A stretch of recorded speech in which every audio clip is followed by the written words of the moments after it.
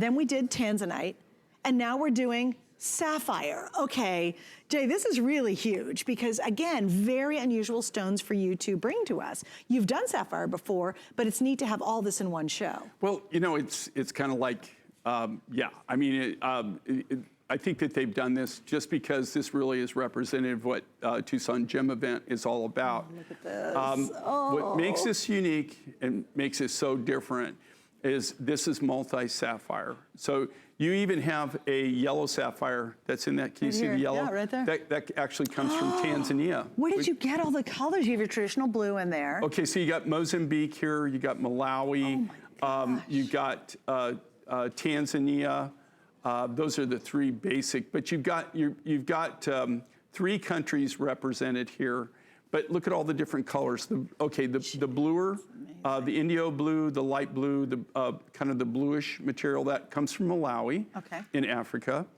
And we got that material, which is a fun story.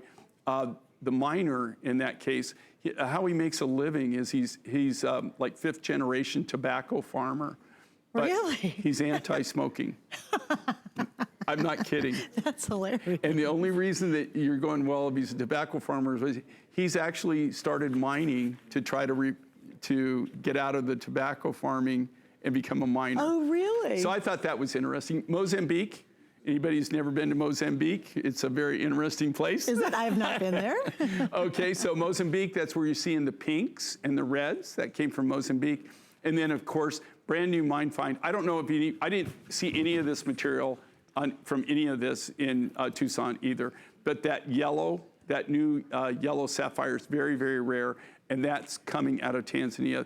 And how I found that was through actually the Tanzanite miner turned me on to that miner. And see, you know, we were talking about that earlier. Right, right. You know, I've been doing, cousin who has the brother. Right, well, you know, but I've been doing this for 43 years. Right. I've literally traveled all over the world.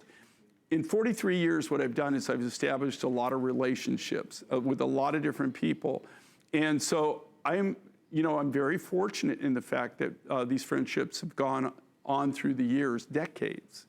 And so now, even though they're not mining that material, because they're miners and they live in that area or they live in that part of the world, they'll call me and tell me, and they'll hook me up. And they'll say, hey, you know, I just found this. This might be something you'd be interested in.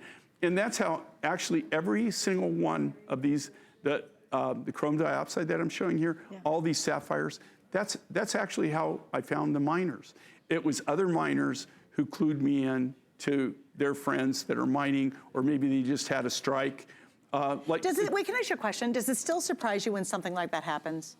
When a guy goes, oh wait, my cousin's got some stuff. You know, do you still get kind of tickled about that? Well, it's just crazy. I mean, if you know that it does happen. But the key thing is, if you can realize, most people would just go crazy if they could get these materials, right? Right. You know, do you know that how many people would be doing the dance of joy if they could get this, and they don't have access to it. Yeah. And if they do, by then it's already gone through 4 or 5 hands. And so the price, you know, everybody's got to make a living, okay? Right, sure. So everybody tacks on, right? Right. So you know, by the time a manufacturer gets the rough material, if it's gone through 5 hands, the price has gone up that many times, right? It's gone up, maybe not double, but it's gone up each time at least. So they're buying the material at more than if you bought it mine direct. Right. Another thing that we can do is we can buy the volume, we can buy the bulk,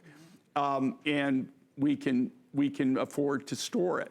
So we have so many different advantages, but I'm just telling you right now, just like on these sapphires, you can be assured we cut this from the rough material. I can show you the rough on every one of these. We cut it right from the rough stock. We did all the work. And I just want to give you an idea, guys. Imagine, okay, think of a sapphire ring. Let's just start with one little sapphire ring. What do you usually get?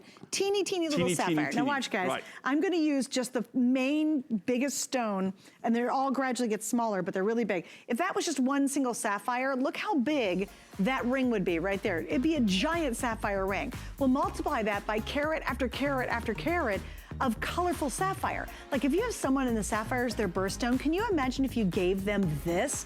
How they'll be completely blown away. It's magnificent. And again, this is on sale, by the way. We're $42 off tonight. So this is on sale. Once it's gone, it's gone, it's gone. Jay has a very tough time repeating anything. He scoffs at us when we